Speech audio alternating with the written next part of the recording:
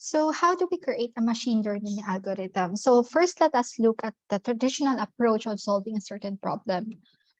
Suppose you are given a task to detect a spam na email. Okay, so you study the problem first, and of course, you would typically look at what spam typically looks like. So you might notice that some words or phrases have such as "for you," "credit card," "free," or "amazing" tend to come up a lot in the subject, right?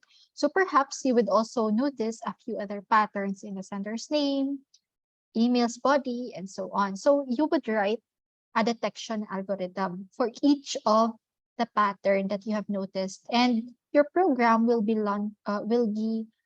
flagging a certain email as spam if these patterns are detected. So you would test your program, and if it is acceptable, then you may launch it. So, however, there are millions of or thousands of emails that are being sent per day.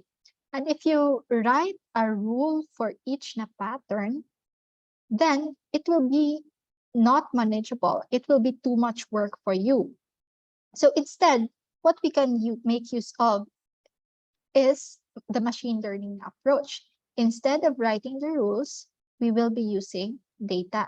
So a spam filter based on a machine learning will be automatically learning which words and phrases are good predictors of spam by detecting unusually frequent frequent patterns of words in the spam examples compared to the ham. So, well, the program will be much shorter, so it will be more manageable. So, and it's likely more accurate, okay? And also because, for example, the scammers in the traditional approach. So the scammer will figure out that you have a filter for the words. So they will come up with other words. So you will be writing rules again. But in the ML, you can update or you can it can automatically learn from the data. So you don't have to rewrite all those rules.